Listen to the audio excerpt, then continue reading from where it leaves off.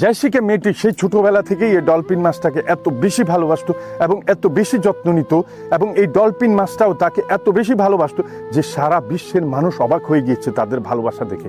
মানুষ দূর দূরান্ত থেকে অনেক টাকা পয়সা খরচ করে তাদের শো দেখতে আসতো। তাদের মধ্যে এই সম্পর্ক একজন একজনকে ছাড়া একটুও থাকতে পারতো না। কিছুদিন আগে এই জেসিকা 4 দিনের জন্য নিউ ইয়র্ক গিয়েছে এবং এই মাছটি ভেবেছে যে তার ভালোবাসা শেষ। জেসিকা মনে হয় একদমই চলে গেছে, একবারেই চলে গেছে।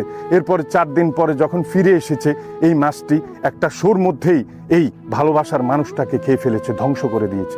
এর মানে বুঝেছেন? আসলে সত্যিকারের ভালোবাসা বলতে কিছুই নেই। প্রেম ভালোবাসা আসলে পৃথিবীতে সত্যিকারের ভালোবাসা কিছুই নেই। এই যে আপনার আপনজনই কিন্তু আপনাকে ক্ষতি করছে, আপনার ঘরেই কিন্তু আপনার বড় শত্রু দুধ কলা দিয়ে কিন্তু কাল সাপ পুষতেছেন, আপনি জানেন? আপনজনের দ্বারাই আপনার ক্ষতি হচ্ছে বেশি। চোখ কান খোলা রাখুন, সাবধান। বেশি ভালোবাসাও আবার ভালো না। ধন্যবাদ।